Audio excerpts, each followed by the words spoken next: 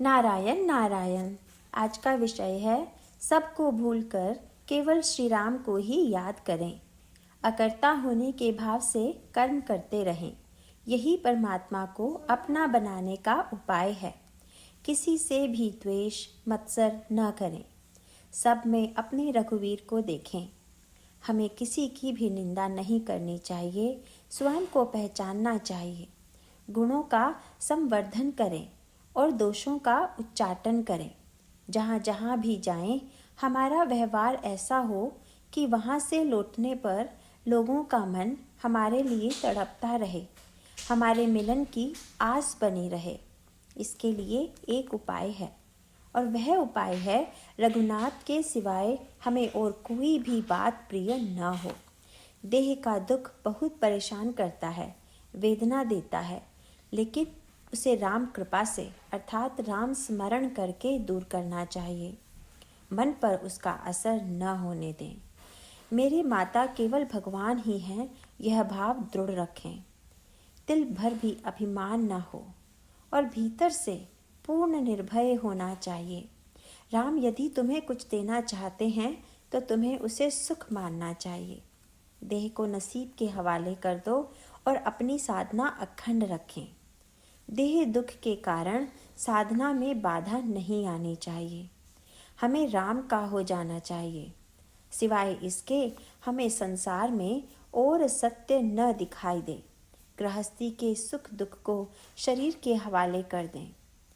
हमें प्रभु राम को नहीं छोड़ना चाहिए, अर्थात हमारा मन भगवान के चिंतन में लगा रहे।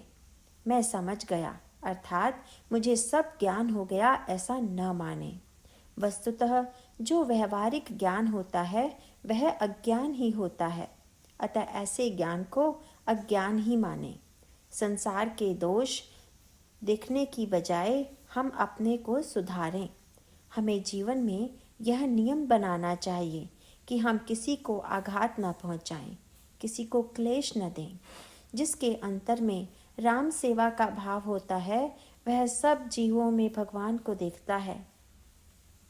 राम जिसके धनी है वह दीनों की तरह न रहे। किसी से कुछ न मांगो, केवल राम के चरणों में भाव रखो। मन में यह निश्चित भाव रखना चाहिए कि जो भी बुरा होगा उसमें मैं रास्ता निकालूंगा और अपना हित कर लूँगा।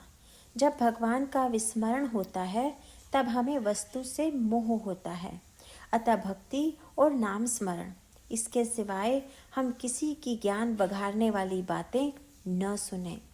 प्राप्त परिस्थिति में ही हम भगवान देखें।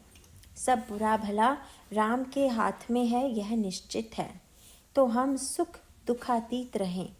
यही भाव चित्त में रखें तो अच्छे विचार मन में आएंगे। व्यवहार के लाभ और हानि को तुच्छ समझकर छोड़ दें। मैं राम का हूँ यह भान रखकर लोगों में सुख से बरतते रहें।